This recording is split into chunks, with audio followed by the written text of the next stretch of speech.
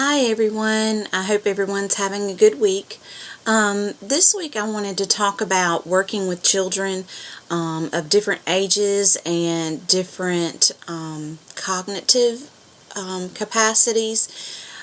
So you guys know I've been working with children a good bit in this placement, and this week I've been working with a child who has apparently some cognitive delays.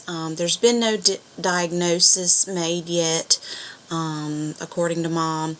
Mom's worried because the client's behind in school. She's in kindergarten, and so Mom had some concerns, which was one of the reasons she brought her in to see us. And so I've worked with the client twice now, and the first time, it was kind of hard to really tell if her reluctance to answer was because she was just being shy. It was our first meeting. You would ask her a question and she would just kind of look at you and not answer, and you'd have to prompt her or just move the conversation in a different direction, thinking, okay, she's not comfortable answering that question. But this week when I was working with her, we were talking about anger, and we talked about things that make you angry. And I had a little worksheet that was pre-printed out, and it had different scenarios on it, and she chose from the scenarios what things make her angry.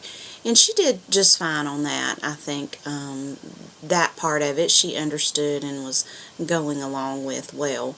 Well, then the next part was, how does anger make me feel? And there was a little picture of a person's body, and it had some suggestions about different things, how anger makes you feel. Like, it can make your face feel hot, or it can make your tummy hurt, and things like that. So we kind of talked about, went through those, and she answered yes to all of them. So that kind of indicated to me too. And she was very quick to answer. She didn't stop and think about it. And so I think that she really just did not understand what the questions were about, what we were talking about. And being able to identify how feelings and the way your body feels are connected. And I was talking to my field instructor about that earlier today, and I said, during this exercise it was really apparent to me that I think that she does have some delays in comprehension, because my instructor and I had worked together with another kid kind of at the end of last semester, beginning of this semester, that we talked about anger with, and went over the same types of things. And he was around the same age as this client, and he totally understood it, was able to talk about it, and let us know, exactly what these feelings were. He was able to identify how his body felt. And so I think that that was an interesting experience, comparing the client that I saw this week compared to the one that I saw several weeks ago, in how it can catch you off guard when you're working with a client who may have some comprehension delays, because I'm used to I've got a background in working with children, and so I know where they should be developmentally.